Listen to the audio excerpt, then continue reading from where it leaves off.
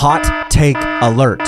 There is no such thing as an ethical billionaire. And before you go down in the comments and tell me how brave I am for making that statement, hear me out. The ones I'm talking about are not the usual evils like Elon or Jeff Bezos. I'm talking about people like Rihanna, Taylor Swift, and LeBron James. Really, anyone with $1 billion.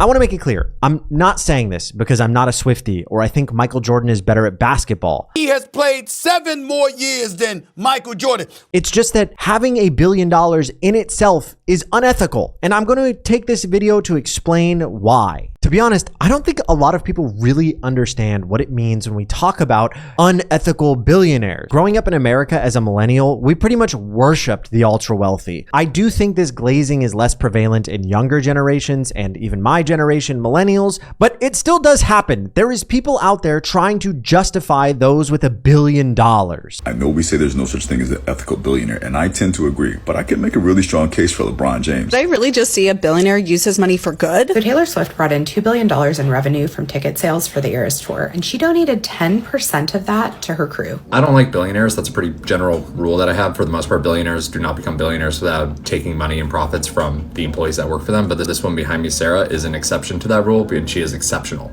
in every way. Okay, let me explain some important context for the rest of this video by explaining what I mean by ethical.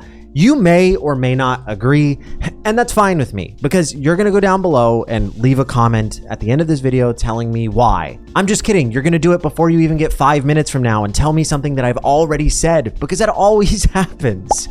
All right, explanation time. My idea of ethics in relation to this video and humanity as a whole means trying to avoid harming others wherever possible and striving to make the world a more fair place.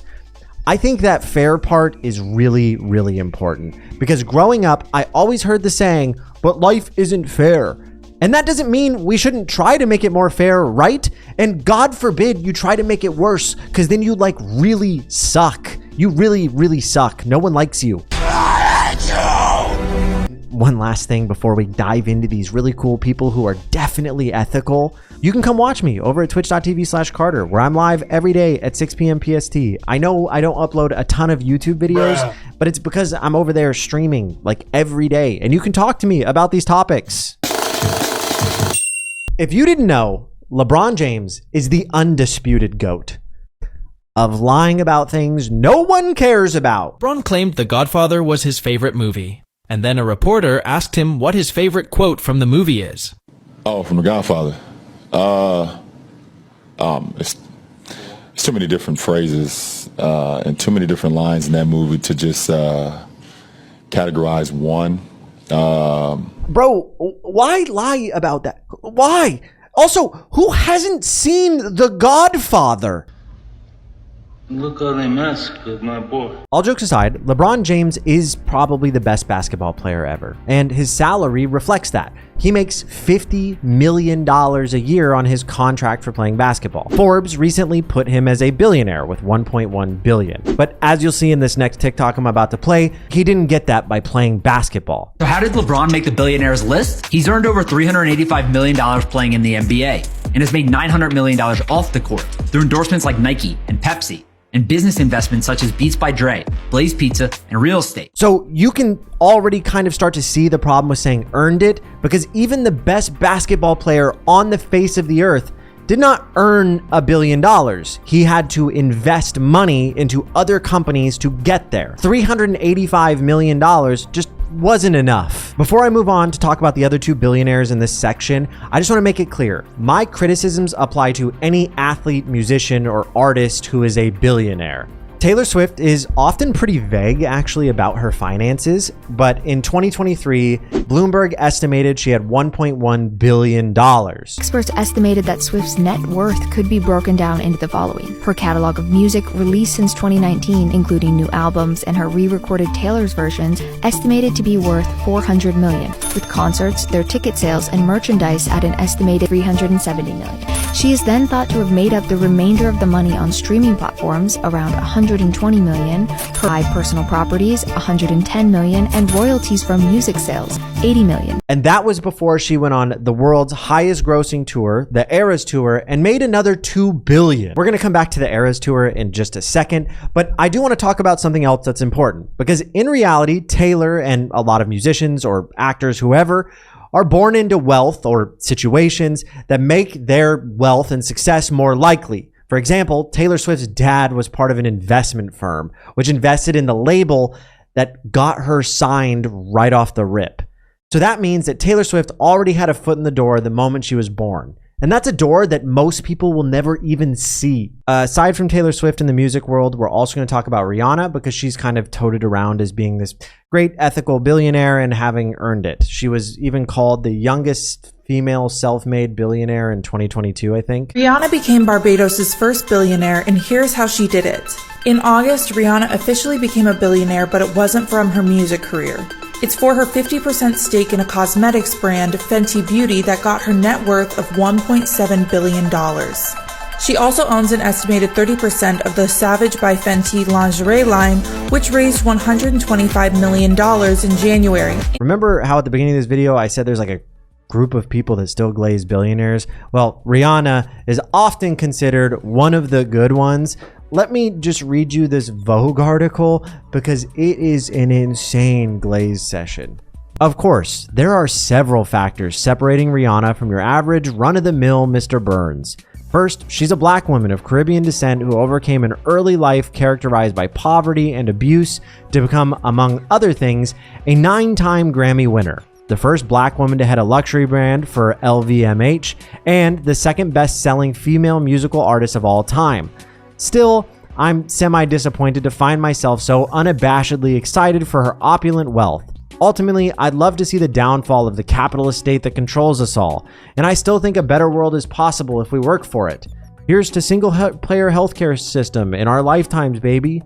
That said, if Elon Musk of the world are going to spend their time and seemingly unlimited funds acquiring Twitter and union busting and generally being as evil as possible, I want Rihanna in that billionaire boys club that I assume meets once a year on a private ski slope in Gstaad to discuss the fates of us lowly underhumans. I know she'll fight for us, or at the very least I know she'll spend her billions on luscious fruit and import ensembles, and that's good enough for me. To me, it's really bizarre to justify a billionaire because they came from a certain background. I personally don't think that gives you a pass to kick the ladder down or keep progressing a terrible system. She will fight for us when she literally doesn't even fight for her own merchandise makers. She allegedly relies on a lot of slave labor. That whole article feels like a weird parasocial relationship, or that it was paid for. With celebrities and athletes though, I do kind of understand how people can run defense for them because they're loved and appreciated and charismatic, and they're often people with actual talent, unlike landlords. They are celebrated for being really good at something. But once again, having $1 billion in itself is evil. I'll concede that there are ethical or ethically neutral ways to become a billionaire. Say I win the lottery, or I go on TV and I convince 1 billion people to send me $1. I haven't done anything unethical and I have $1 billion now. The problem is not how I made it. The problem is that I am keeping and having $1 billion. Holding on to that amount of money while so many people struggle and starve is unethical inherently. When you can give away $900 million and still have more money than you could ever use in your life, that's unethical. That guy who looks really similar to me, it's kind of weird, is right. The act of just hoarding $1 billion is immoral because it makes those around you suffer. I have an example. If you were walking down a trail and the person in front of you slipped and started to fall off and was hanging on by a thread, I think that if you walked by them and let them fall, you're evil. You're a bad person. If you don't help them when you have the opportunity to, I think you're bad. A common misconception about how people like me think is that I want a poverty cult. Think Vuvuzela or North Korea or whatever. But in reality, most people like me think wealth should just be earned by people either voluntarily giving it to you because they enjoy your art or whatever, or by actually just working hard and earning it with your own power. There is nothing voluntary about the way employment works, because if you're unemployed, you might die, and that's coercive. And before people are yelling me about taxes go to lazy people, the vast majority of people aren't lazy, because you're one of them. Do you think you're special? No, of course not. You're just like anyone else. You can fall and break your leg or get depressed or get sick. And it would be nice if that didn't result in you going homeless or starving. Billionaires aren't just rich or wealthy. They are so rich that there's no feasible way they could have ever earned that money in a way that is ethical. For example, they don't have to work. They could just stop. They could also donate $900 million and still have $100 million left over, enough to feasibly make their lineage rich forever. The problem is that they have beaten the game of capitalism, and they just keep racking up the high score, making the leaderboard so high that everyone else falls off of it. I do want to give a huge shout out to Gary's Economics, who started to pop off while I was making this video. He's been making videos for a long time, but really recently was popping off, talking about wealth inequality. So I'm gonna play a clip of his really quick because he explains these situations way better than I ever could. I think what people like Elon Musk want is for you guys all to be living in this squid game where you all think, I don't care if only one of us will win and 99% of us will lose. I want to fight the people around me to be in that 1%. You need to change the rules of the game, and that means working together. That only works if you guys don't hate each other. Elon Musk is a great example of why inequality is a danger for you and your family. These guys are going to take the things that you need. They're going to take your politicians, your economists, your media, and ultimately your housing and your food. That is what it means. That's why these billionaires want you to hate each other. If you hate each other, they'll win. If you work together, you can win. So if you can't be ethical through earning it, maybe you can be ethical by washing away the harm that you've done through philanthropy. And I disagree. I think this actually does work on a lot of people, and that's because of something that I often associate with Mr. Beast. If you do philanthropy, it kind of creates a shield from criticism. It's hard to criticize somebody who's giving away their money and doing good in the world. When I grew up, it was more so like Bill Gates and Warren Buffett, who made various promises to fix impoverished countries or give away their billions of dollars when they died or got old. Now we can see LeBron and Taylor Swift and Rihanna and other people like that doing the same thing, dodging criticism through philanthropy. And I don't know if it's intentional, but it's what they're doing. Taylor Swift is actually pretty well known for being generous. I see TikToks all the time talking about it. Do you know about Taylor Swift's 5 amazing acts of charity? Taylor Swift has donated so much money over her career that people call her the most generous celebrity alive. More recently, though, she was glazed by people for tipping the workers at the Grammys. Thank you so much for all your hard work.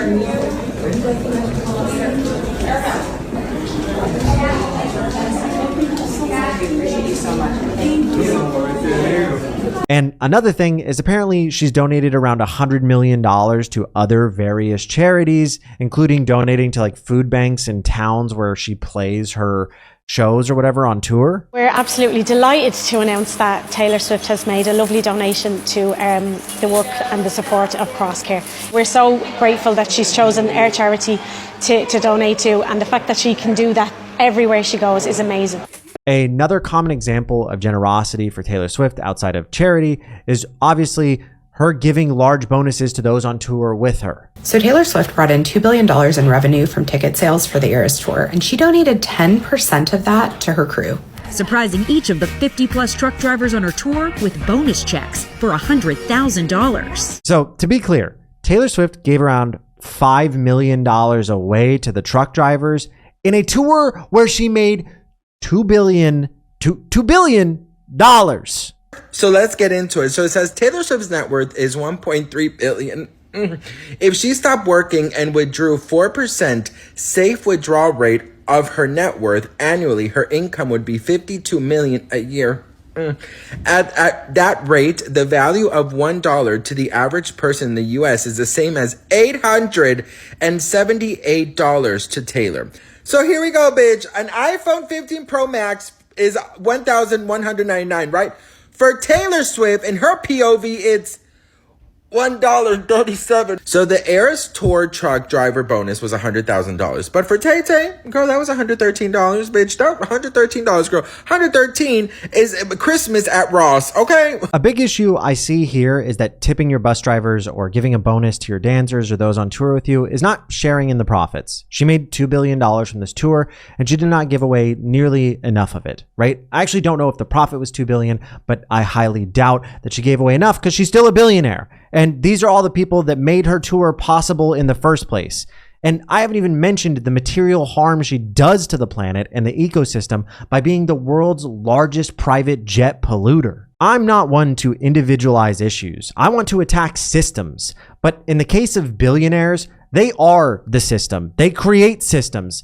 At the level of inequality they're at, they are single-handedly destroying the planet most of the time. Taylor Swift's been named the most polluting celebrity in the world for the second year in a row. Taylor Swift is threatening to sue a college kid who's been monitoring carbon emissions from private jets. Recently, I talked about Taylor Swift purchasing carbon credits for her Eras tour, to which a lot of you replied, "The fuck is a carbon credit?" Corporations and wealthy individuals can actually buy their way out of polluting the planet. Let's say there's a corporation, let's call it TS Enterprises. TS Enterprises wants to put on a big concert. They'll put together an estimate of how much environmental impact that concert is going to have. Then they'll go to a company selling carbon credits and say, hey, we estimate that this concert's going to emit about 1 million tons of carbon into the atmosphere. We'd like to buy 1 million carbon credits from you and call it even. The carbon credit company will do things like plant trees or sequester carbon from the atmosphere in the hopes of offsetting all the damage being done. The carbon credit company says, yep, sounds good, and they all go to bed happy at night, except, of course, for the planet, which continues to burn because you can't math yourself out of climate change. Not only is her jet pollution actually insane, the next thing is a little bit worse, and something that Rihanna is guilty of too, maybe to a worse degree, and it's merchandise. Taylor Swift made $500 million in the first few months of 2023. I can't imagine the whole lifetime or what she's made recently, because it's a lot. Clothing is a massive polluter to the planet. Fast fashion destroys the earth, but that's not what this video is about. There's plenty of videos about that. My issue in this video is the practices she uses in making it, because that furthers the broken systems that allow billionaires to exist. Because how can a person make that much money from merch if it's ethical at all? Spoiler, you can't. A lot of Taylor's merch is made by a company called Bravado, which is a subsidiary of Universal Music Group, or UMG. Questions we can ask to better understand the ethics of this process include: who is making this merch? How much are they compensated? And what materials are being used to create this merch? Spoiler alert, mostly not recycled materials, with merch labels confirming this. An article by Reza Farahani suggests that one of the most harmful types of waste is textile waste because of the fast fashion industry, which is responsible for about 10% of global carbon emissions. Mass production requires large amounts of energy, which usually results in air pollution, and the production process often produces hazardous waste that can contaminate water sources and soil. Mass manufacturing can also require raw materials such as plastics, metals, and chemicals, often from unsustainable resources, leading to deforestation and habitat destruction. With Taylor's massive global fan base tuning into her merch drops, her merch sales may exacerbate these environmental problems. All right, I'm going to be honest. This isn't even a Taylor Swift only problem or even close to it. This is kind of like an entertainment industry problem, or anyone who makes merch, like content creators. And I just want to prove how, because when I did merch, it wasn't that hard for me to find union-made, ethically sourced blanks in the United States, printed at like a family print shop, and then pay my designers part of the profit of the shirts that they made possible. Problem is, a lot of creators don't even do the bare minimum. We need to have creators demand manufacturers pay their employees a fair, livable wage. And we need people to not just settle for whatever the largest profit margin is. There's more to life than just making a big profit. Moving on from that, we have to talk about the queen of unethical merchandise business practices, Rihanna. another person who does small acts of kindness or charity to absolve herself of perpetuating and harming the broken planet. Rihanna just donated $15 million to environmental justice causes. Just, in case you needed yet another reason to love her. Through her Clara Lionel Foundation, 18 climate justice organizations, including Climate Justice Alliance, the Indigenous Environmental Network, and the Movement for Black Lives. Rihanna, a billionaire, gave the equivalent of $600 for the average American to her own charity. Oh boy.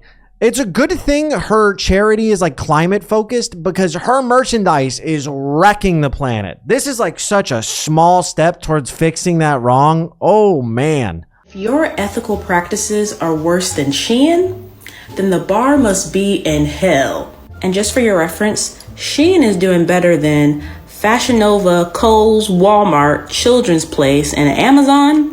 According to Remake, Savage X Fenty's super low score comes from the fact that it blatantly ignores industry standards for social and environmental disclosures, meaning that Savage X Fenty doesn't even tell us what it's trying to do to address these issues. No carbon emissions reports, no effort to move away from the oil-based synthetic materials that most of its products use, and no clear protections for factory workers' health and safety. We do also have to talk about the GOAT. Just kidding. LeBron James only has the LeBron James Foundation, but other than that, he dodges criticism by just being really good at basketball, which is valid, I guess. That's I guess is a good way to dodge criticism. I do feel the need though to mention Bill Gates and Warren Buffett, because I talked about them at the intro of this, and I mentioned how they have pledges and stuff. And a lot of very wealthy people have signed on to things like this, and it's where they pledge to give away 99% of their wealth when they die or approach death. How much do you think you've given away? I've given over 100 billion, but I still have more to give. I mean, I will give away, the vast majority of my money. It's my full-time focus for the rest of my life. But that means nothing, because 99% of a gazillion dollars is still a gazillion dollars left over. To be fair, though, Bill Gates did actually give away half of his wealth recently to his ex-wife. Bill and Melinda Gates are joining a number of other wealthy couples splitting up after decades-long marriages. Theirs is reportedly an amicable one, but it will be costly. Oh, and Jeff Bezos did too. Kenzie was already married to the world's richest man, but after this divorce, she's going to be one of the world's wealthiest women. All jokes aside, the truth is Bill Gates or most ultra-wealthy people aren't doing charity because they need a shield from criticism. They're so wealthy that it doesn't matter, or that they actually want to save the planet or anything. It's usually because they're narcissistic or they're trying to hold on to their wealth, which here's a really good clip about Buy, Borrow, Die from ProPublica, because it does touch on the charity aspect. Step 1, buy. The ultra wealthy buy an asset or build a company or inherit a fortune. As long as they don't sell, they owe no taxes. They keep their income as low as possible, since every dollar they earn can be taxed. Step 2, borrow. They borrow against their holdings and the bank gives them a really good deal. I'll loan you $10 million with only 3% interest. But if you take a $10 million salary from your company, you'll owe almost 37% to the IRS. So the ultra-wealthy use loan money to fund their lifestyles. That's how a billionaire can live the most luxurious life imaginable while reporting little to no taxable income. Step 3, die. When they die, these lucky few often use complicated trusts and philanthropic foundations to avoid the estate tax. And their heirs can inherit stocks and other assets tax-free. Charity is not the main issue with Buy, Borrow, Die, but it is one that billionaires use all the time. For example, a recent one would be the CEO of Patagonia. They make jackets and pants and shirts for outdoor wear. Well, the CEO of Patagonia, who's a billionaire, decided he wanted to save the world when he dies and give all his money to a climate-forward charity. It just so happens that the charity he chose is run by his family. Wow, I definitely don't think that was set up or anything. 98% of the shares Shinar donated were given to a brand new environmental nonprofit he formed called the Holdfast Collective. The other 2%, though, were Chouinard's voting shares. These are the shares that let you actually control what the company does. And these shares were given to something called the Patagonia Purpose Trust, which is solely controlled by Chouinard and his family. What this means is that even though all the headlines said Chouinard was donating the company to charity, he and his family will continue to control Patagonia forever. You know, I didn't know that was how donations worked. When I donate my car to 1-800-CARS-FOR-KIDS, I can't show up the next weekend and take it for a joyride. But Yvonne and his family can. Now, the family did have to pay about $17 million in gift taxes to execute this maneuver, but don't forget, they already saved $1.2 billion by donating the other 98% to charity. So they came out roughly $1.2 billion ahead. Outside of maintaining wealth or taxes or anything, another reason for large charity endeavors is because billionaires love feeling important, like they know something about systems or whatever that the average person doesn't, when in reality, they just have money. Here, let me read you an excerpt really quick from an article by Tim Schwab over at The Nation. It's not that Gates isn't well-intentioned or that his charitable interventions have never helped anyone. Clearly, the tens of billions of dollars the Gates Foundation has given away have helped people at times and, yes, saved lives.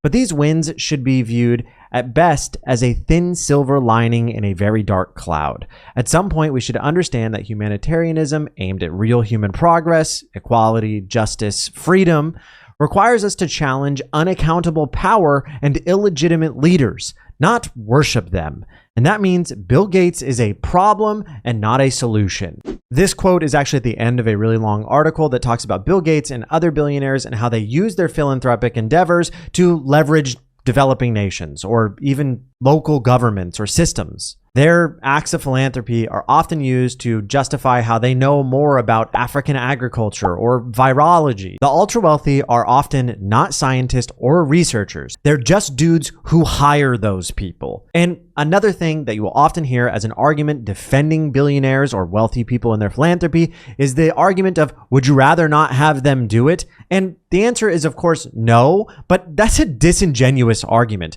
because in a good system or government, there is no necessity for charity or philanthropy like this. And the reason that these systems exist in the first place are usually because of the ultra wealthy. A proper government takes care of its citizens. That's all it's designed to do. It is not a business built for profit. By the way, a lot of these developing countries with broken governments or systems are that way because of billionaires in Western countries destabilizing them or facilitating civil wars or whatever. Because after a civil war, it's much easier to extract the minerals out of that country or to get cheap labor.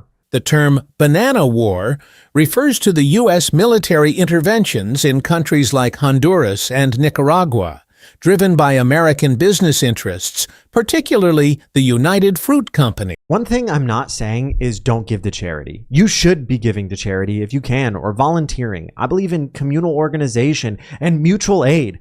Charities are great for you and me, but they only exist because of a system that is fundamentally broken. A system created by those who cannot fathom the idea of sacrificing a little bit of profit to benefit the people. You're probably wondering, what do we do about this problem? And asking for solutions when it comes to the ultra wealthy or the bureaucracy that we have. All jokes aside, let me give you an idea. And if you've watched my Twitch streams or the last two videos I've uploaded, I might sound like a little bit of a broken record. The reality is, there shouldn't even be a discussion about ethical billionaires, because as I've established throughout this video, they don't and can't exist. We should shun those who ever think billionaires do good things. We should stop glorifying wealth and treating it as a measurement of success. It is not. It is a measurement of narcissism. And I have to be honest, I don't think Taylor Swift, LeBron, or Rihanna are nearly as evil as those who truly make the systems worse. I think they've kind of just taken advantage of what they had and the opportunity they had, and in turn exasperated the problem. And they are hoarding an immense amount of wealth, and that is immoral. You do not need $1 billion. I don't care who you are. Though those three aren't as evil, by the way, as the others, they still are guilty. They sit on their hands instead of using their immense wealth to fundamentally change the systems that allow billionaires to exist. I do know that there's going to be a lot of commenters talking about the government, and I do admittedly in this video. And it's because most governments are systems that allow billionaires to exist in the first place. These governments never have you or me in mind. They have Elon and Jeff Bezos and Mark Zuckerberg and whoever the CEO of Raytheon is, or Boeing. A just government who actually cares about its people would never allow people like this to exist. They would never allow the privatization of the essentials for your life. No private org or person should own water or housing or food. These are things that you have to keep on breathing. So how can we let someone hold that over your head and then reap the rewards? If dying was a legitimate option, like some people say, well, then the human race would be extinct. And no, before people say the solution is no government, that's idiotic. The solution is a government with accountability, run by those who work the factories or make the programs or whatever for anything you use in your life. People that understand what it's like to be you. A major problem that we have right now is not everyone starts at the same starting line. Some are born with a massive head start. And all I believe is that everyone should start from the same place. If you work hard, you should make more. And if you don't work at all, well, you shouldn't die. Ultimately, we all get hurt, tired, and sick. And you shouldn't lose your life because you couldn't make it to work. You are unique and amazing, but you're not special or invincible or any better than anyone else. A phrase I'm reminded of in relation to this is "couldn't be me." And that really only applies to being a billionaire, because everything else can happen to you. Being a billionaire, though, I'm about 100% certain you never will be. And with that out of the way, it's finally the end of the video. Hopefully you enjoyed it, and hopefully I'll see you in the comments or in the next video. Bye-bye.